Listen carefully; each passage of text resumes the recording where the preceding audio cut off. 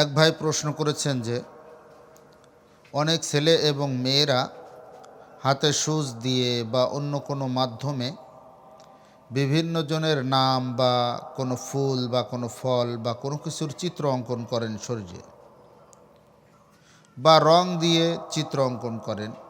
এটা জায়েজ আছে কিনা? এটা সুচ দিয়ে হোক বা অন্য কোনো মাধ্যমে হোক, বা এখন যে বর্তমান আধুনিক জামানায় যে ট্যাটুগুলো করা হয়,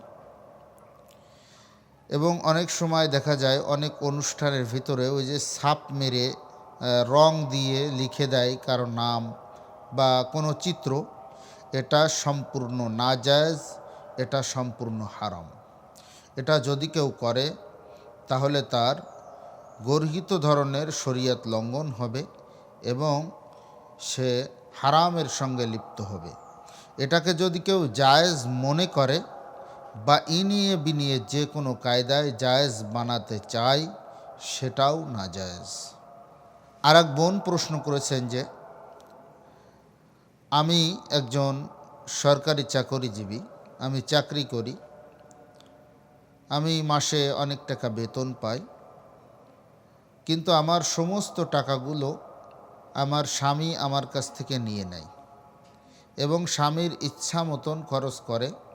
এর থেকে সামান্য একটা অংশও স্বামী আমাকে দেয় না।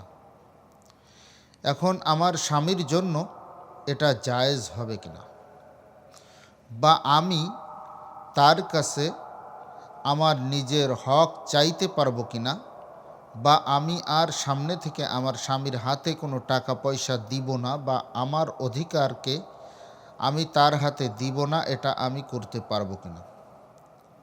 বোন, আপনার উত্তর হলো,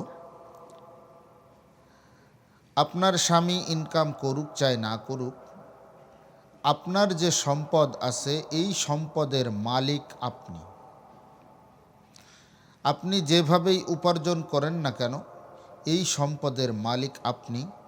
আপনার স্বামী এর থেকে আপনার কাছ থেকে জোর করে হোক, ইচ্ছায় হোক অনিচ্ছায় হোক, কোনো কিছুই নিতে পারবে না। আপনি যদি না দেন আপনার সম্পদ, তাহলে আপনার স্বামীর আপনার এই সম্পদের উপর কোনো প্রকার অধিকারও থাকবে না।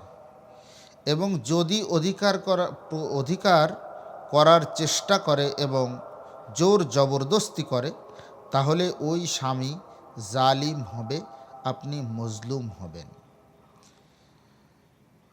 অনেক সময় আছে স্বামীদের ইনকাম থাকে না, ইনকাম না থাকার দরুন স্ত্রীরা যদি তাদের হাতে কিছু টাকা পয়সা ধন দৌলত তুলে দেয়, এটা হলো স্বামীর উপরে ইহসান করা।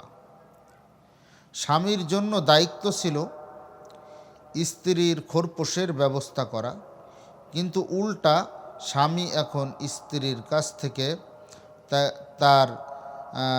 তাকে ব্ল্যাকমেইল করার মতন, যে আমি তোমাকে বিবাহ করছি, এখন যদি তুমি আমাকে তোমার টাকা পয়সা না দাও তাহলে আমি তোমাকে ত্যাগ করব, তালাক দিয়ে দেব, এরকম ধরনের হুমকি ধমকিও অনেক জায়গায় দেয়। এখানে যদি আমাদের মা বোনেরা অনেক সময় মনে করে যেহেতু আমি স্বামীর সম্পদ, তো আমার সম্পদও মনে হয় সব কিছু স্বামীর সম্পদ। না, স্ত্রী যদি চাকরিজীবী হয় বা ব্যবসায়ী হয় বা যে কোনো পন্থায় সে কিছু পয়সা কড়ি ইনকাম করে, তাহলে ওই সম্পদের মালিক কোরআন হাদিস অনুযায়ী ওই স্ত্রীই হবে। স্বামী স্ত্রীর মালিক হওয়ার দরুন স্ত্রীর সম্পদের মালিক হতে পারবে না। আমাদের অনেক মা বোনেরা চিন্তা করে যে আমি যেহেতু স্বামীর মালিকানায়, সেহেতু আমার সম্পদও মনে হয় স্বামীর মালিকানায়, এই সম্পদকে অবশ্যই স্বামীর হাতে তুলে দিতে হবে, না দিলে মনে হয় গুনাহ হবে। এরকম কোনো কিছু না। সম্পদ নিজের অধিকারের যে সম্পদ আছে, সেটা যদি আপনি স্বামীকে নাও দেন তাহলে আপনি গুনাহগার হবেন না। এক ভাই প্রশ্ন করেছেন যে এখনকার অনেক ছেলে মেয়েরা শখের বশবর্তী হয়ে এবং ফ্যাশন মনে করে বাম হাতে বা অনেক সময় উভয় হাতে নখ রাখে। এই নখ রাখা জায়েজ আছে কিনা? এই নখ রাখাটা সম্পূর্ণ ফ্যাশনের জন্য হোক বা শখের বশবর্তী হয়ে হোক, এই নখ রাখাটা সম্পূর্ণ নাজায়েজ। নখ সপ্তাহে একবার কর্তন করা এটা সুন্নাত, এবং তাও যদি কর্তন করতে না পারে কমপক্ষে 15 দিনে একবার কর্তন করতেই হবে। আর যদি 15 দিনেও কর্তন করতে না পারে কমপক্ষে 40 দিনের আগে নখ কর্তন করতে হবে। এর থেকে বেশি রাখা একবারে সম্পূর্ণ হারাম। এর জন্য অনেক সময় শখের বশবর্তী হয়ে আবার এখন বর্তমান জামানার ছেলেমেয়েরা নখ রাখাকে ফ্যাশন মনে করে। ভাই, নখ রেখে, ভাই এবং বোনেদেরকে বলবো, নখ রেখে যদি ফ্যাশন দেওয়া যেত তাহলে আপনার থেকে ফ্যাশনওয়ালা তো আসলে কুকুর, এরা জীবনেও নখ কাটে না। এই কুকুর, বিড়াল, হাঁস, মুরগি এরা কিন্তু জীবনেও নখ কাটে না। তো নখ রাখাটাই যদি ফ্যাশন হতো বা নখ লম্বা করাটাই যদি ফ্যাশন হতো তাহলে সব থেকে বড় ফ্যাশনওয়ালা তো কুকুর, গরু, ছাগল, হাঁস, মুরগি, বিড়াল, এ সমস্ত যে বন্য জীব, জানোয়ার, পশু পাখি এগুলো আছে, এরা হলো সব থেকে ফ্যাশনওয়ালা হতো।